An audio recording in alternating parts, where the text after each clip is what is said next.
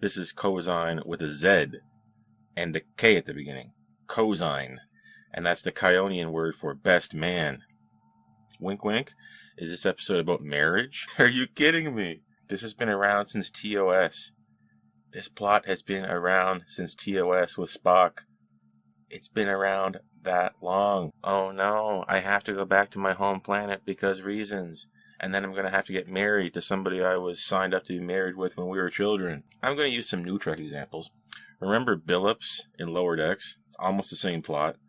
He was royalty. So is Darum, our character in question. And now we're going to use even more recent examples.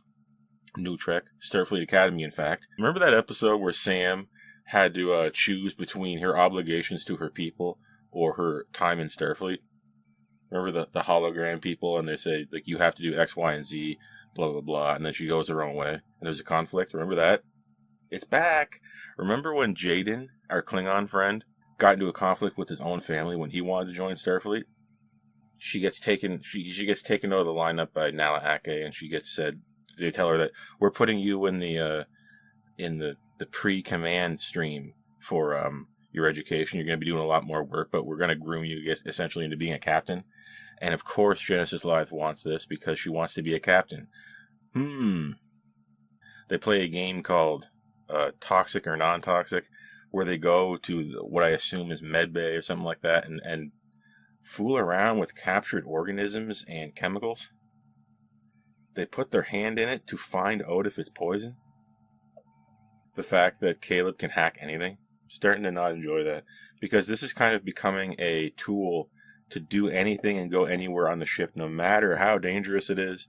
And of course, because he's a main character and can't get kicked off, he's going to keep getting away with it. And the more you keep getting away with the same thing, the more it stretches the viewer's ability to believe it. That ceiling, as they call it, or marriage, is